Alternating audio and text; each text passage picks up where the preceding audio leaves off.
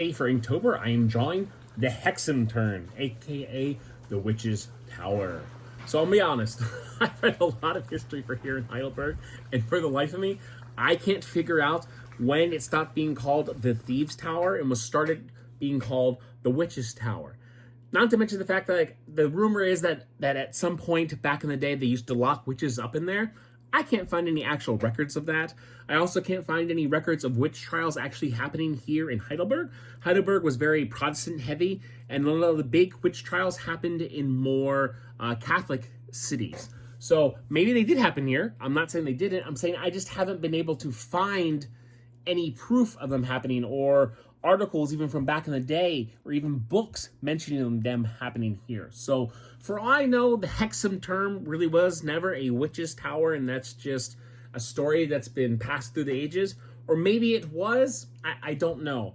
But what I do know is that before the Marstall building was built, the Hexenturm served as the corner of the city wall.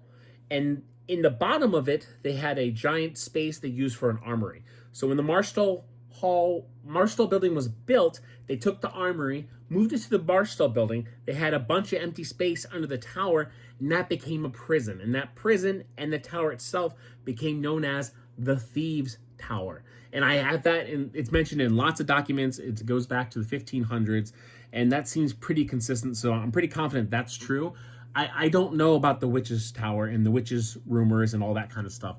Maybe it's made up, maybe it's not, I don't know. But I think it's really worth going to check out the tower if you're in town, because it really gives you an idea of like, oh, wow, the city walls were this high.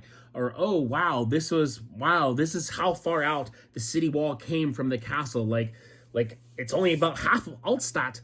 So really, the old city used to be really, really small. So I don't know. I think it's cool. I think it's worth checking out. Just know that witches may or may not have actually been involved in it.